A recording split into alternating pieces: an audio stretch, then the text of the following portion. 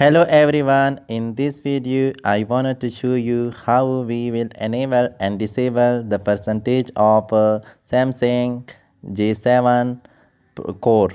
In this video, first you will go to the setting option. After setting option, click on them and then scroll down your pen. You should find the notification option.